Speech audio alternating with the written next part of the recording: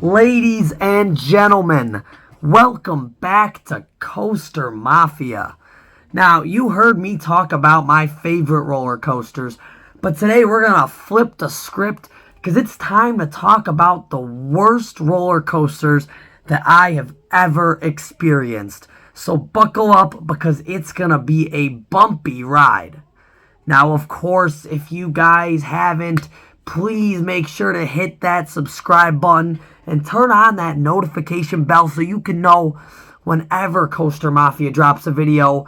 And please make sure to absolutely annihilate the like button and comment down below what the worst roller coaster you've ever ridden was and why it was just so awful. And let's get right into this.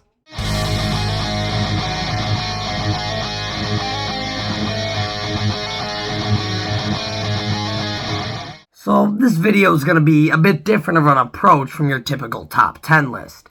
In all truth, all of these rides are pretty equally terrible, each in their own different ways. So I'll keep rides that are similar categories together, and we'll just list them off. And we will start by talking about some of the worst wooden coasters that I've ever ridden. Now, a great wooden coaster can be one of the best roller coasters out there. I mean, think Mystic Timbers, Phoenix, or Thunderhead. I mean, rides that I put in my favorite roller coasters category. However, when these rides aren't done right or aren't maintained right, they could be some of the most uncomfortable and painful ride experiences you're going to have. First up, we got the original Wildcat at Hershey Park. You know, it's crazy to think just how incredible Wildcat's Revenge is, and this was the original ride that was there. I had a couple rides on this on my first couple visits to Hershey Park, and it really was not a pleasant experience. You know, it's crazy because you know me, you know I love a good GCI.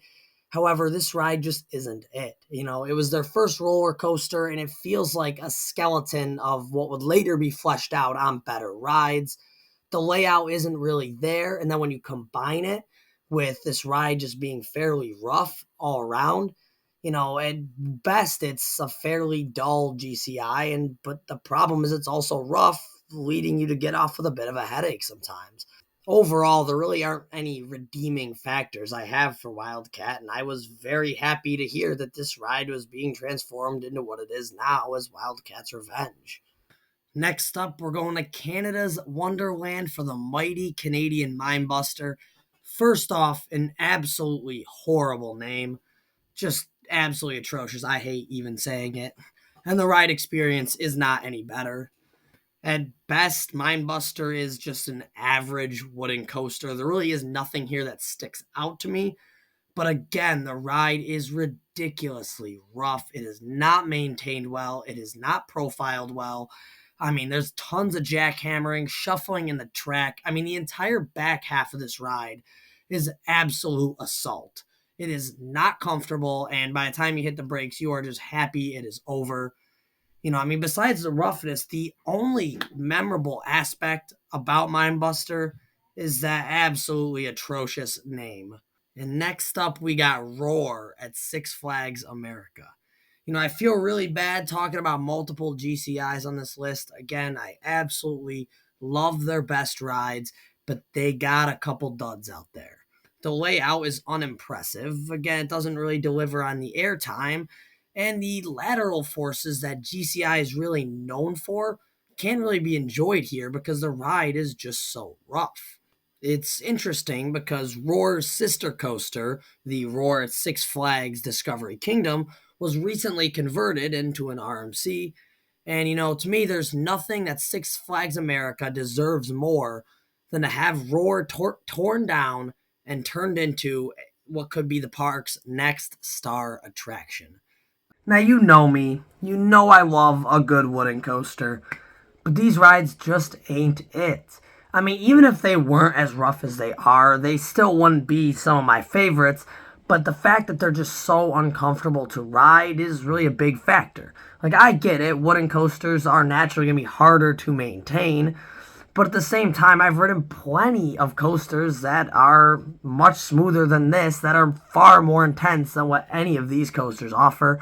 and I would be very happy to see all of them torn down and replaced as RMCs.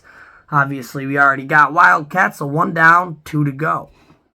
Next, we're going to talk about the absolute worst family coasters I've done. For this section of the video, I am going to be excluding kiddie coasters, as even though I've done a few of them, obviously I'm not really the target audience, so even if I find them to be uncomfortable, that's not really a fair assessment. That said, family coasters are fair game as they're for everybody. However, I feel like these rides are really for nobody. And first up, we got Hershey Park's Wild Mouse. I'm pretty mixed on Wild Mouse coasters. Sometimes they'll pleasantly surprise me, as most of the time they're just kind of forgettable. However, the one at Hershey Park is particularly terrible. It's interesting because these mock rides, Wild Mouse, I've ridden a few of them, they're all identical, and most of them are fine. But there's something about this one that just rides absolutely terribly. You know, the cars are just very uncomfortable, and when you're hitting those hairpin turns that these rides are known for, it just absolutely slams your legs, your elbows, everything back and forth the side of the train. It's just not comfortable at all. And then you have those little dips at the end of the ride that don't give you any airtime or anything and really just jerk you around. It's not a comfortable feeling, and this is a ride that I really would love to see Hershey Park replaced with something better. Something I will say is that Busch Gardens Tampa also has a terrible wild mouse in Sand Serpent. However, they fortunately removed this ride just this past year, which is great as I really didn't feel like that ride fit in the park anyways, and again, was absolutely terrible. And it's not like these wild mice coasters have the most exciting layouts out there. They're fairly dull and fairly tame, and when you combine that with a janky and uncomfortable ride experience, they're really not worth your time. Mine trains are some of the most classic roller coasters out there. I mean, in many parks, this was the first roller coaster that they ever had. And many of them haven't aged the best. They're often very janky and uncomfortable. But at the same time, a lot of these rides have a little bit of nice theming or a lot of just general character to them that allows me to forgive them a spot on this list. However, there is one I'll be talking about today. Canyon Blaster at Six Flags Great Escape in the Adirondacks is actually a relocated mine train originally from Opryland in Nashville, Tennessee. And by being relocated to begin with, it already feels like it's lost a little bit of, I guess, that character I was mentioning. This ride overall is kind of uninspired. I mean, even if you just look at it, it looks a lot different than a typical mine train. It doesn't really have that rustic look to it. And from there, the actual ride experience is pretty bad, even for a mine train standards. This ride has 2 lift hills, yet I really never feel like it does a whole lot with them. The main element here is the ride's double helix finale, and while this might be the only part of the ride where you gain some sense of speed, it is also the most uncomfortable and painful part. Like many other Aero mine trains, Canyon Blaster has very poor transitions, poor profiling, and is just very jerky as a whole. Yet, unlike these other mine trains, there really isn't anything redeeming about Canyon Blaster to maybe give it a bit of a pass. This ride feels and looks uninspired, and again, the layout is uncomfortable and at many points even painful, thus deserving a spot here on this list. The last family coaster I'll be mentioning is what's now going to be known as Woodstock's Air Rail, formerly Flying Ace Aerial Chase, at Kings Island. Now, this is the only one of these older Vekoma family suspended coasters that I've done, and I'm very grateful of that. This thing is atrocious, and it's crazy to think that this is a family coaster the way that it beats you up. Now, we'll talk about Vekoma's suspended thrill coasters in a little bit, but their family coasters really weren't much better until they updated them. The restraints on this thing aren't great, and with the transitions on the ride, this thing is going to bang your head left and right. It is not a comfortable experience. The ride layout isn't particularly interesting either. There's really not a whole lot happening, which would be fine for a family coaster if the ride wasn't as janky as it is. And it's crazy to think that a ride as small as this could leave you with a headache, but that's just the reality of it. Overall, this ride is about as bad as a family coaster could possibly be. So lastly, we're going to be talking about extreme steel coasters. And it's interesting, I've ridden rides by B&M, Intamin, RMC, a lot of their coasters, yet none of their rides are on this list. In fact, there's only two manufacturers who I'll be talking about in this section of the video, and that's going to be Arrow and Vekoma. By and large, a lot of these manufacturers make pretty consistently good rides, yet Arrow and Vekoma, despite having some fantastic standouts, have also made some noticeable stinkers. So let's get into it. So first up, we got Anaconda at King's Dominion. This ride has got to be one of the weirdest roller coasters I've experienced, and is definitely in the textbook on how not to design a ride. You have a decent first drop that takes you underwater before you go through the first two inversions and then up into the mid-course breaks. From there, you have this kind of like twister section with these few like twists and turns before you finally go into the ride's final two corkscrews. And the back half here is just an absolute mess. First off, it does not have much speed. It absolutely meanders through the layout, but the turns are also profiled so poorly and awkwardly that, it's mostly just uncomfortable and, at best uninteresting. Anaconda is really about as janky as a roller coaster could get. And while the layout might be unique, the ride is plagued by its poor execution. And with its plot of land being as nice as it is, I'm very excited to someday see this ride torn down and replaced with something much better. Next up, we're going back to Great Escape for the Steamin' Demon. Now, this is a pretty typical Arrow corkscrew. It's about as simple as it gets. You have a first drop, a loop, turnaround, and then two corkscrews. This is about as boring of a layout as you could possibly have, and then you combine it with all the jankiness of some of these older Arrow coasters, and it just makes for a ride that's a complete waste of your time. So, on my one visit that I've had to Great Escape, I remember it was me and my buddy, we went to go ride Steamin' Demon, and of course it's a walk-on. So we hop right on the train, we go around, hit the brakes, we're looking at each other like, man, this thing was not it. We pull into the station, we're like, all right, we're all good. And the operator's like, oh, you guys want to go around again? And everyone else on the train, they're all like clapping. They're like, oh, let's do it. Let's send us around again. And we're just looking at each other like, no, man, no. And then, of course, they send us around again. And if there's one coaster that I really didn't need back-to-back laps on, it was Steamin' Demon here. And the one thing I could give it credit for is at least it's a short ride, so it's over relatively quickly. It's not like you're suffering for a while. But, it's interesting because you compare it to a ride like Corkscrew at Cedar Point, similar ride concepts, but Corkscrew at Cedar Point just has a little bit more character to it. I mean, even the drop on that ride is a little bit better. You have, an airtime hill on the one at Cedar Point. It's at least something. Even if it's not great, it's something. Enough to keep it off of this list. Whereas Steamin' Demon really has nothing. And also, I gotta mention the name is absolutely terrible. And all I can really say is that Steamin' Demon is a steamin' pile of shit.